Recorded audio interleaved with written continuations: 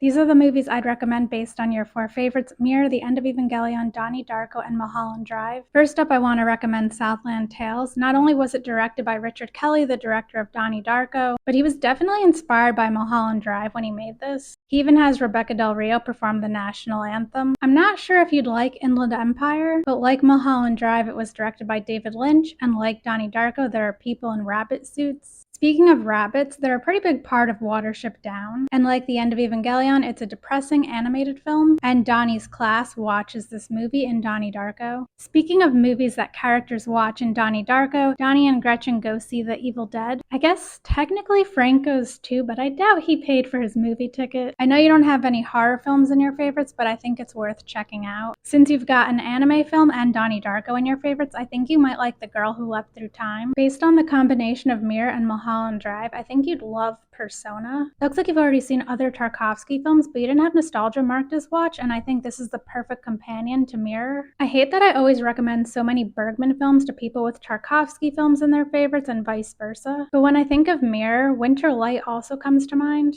I also think you might like The Tree of Life. You already saw a lot of the movies that came to mind when I thought of The End of Evangelion, but 3 anime films that came to mind that you didn't have marked as watched are Akira, Ghost in the Shell, and Grave of the Fireflies. This one isn't animated, but another movie directed by Hideaki Anno is Ritual, and based on the other 3 films in your favorites, I think this would probably be up your alley. And Pacific Rim is kind of like a live-action version of Evangelion, it just isn't quite as psychological. Since you like Donnie Darko, I think you might like The Machinist, Mr. Nobody, Unbreakable, and The Endless. I wrote down a lot of David Lynch films that you didn't have marked as watched, but I think Lost Highway is the most comparable to Mulholland Drive. And since you like Mulholland Drive, I think you should check out Vertigo.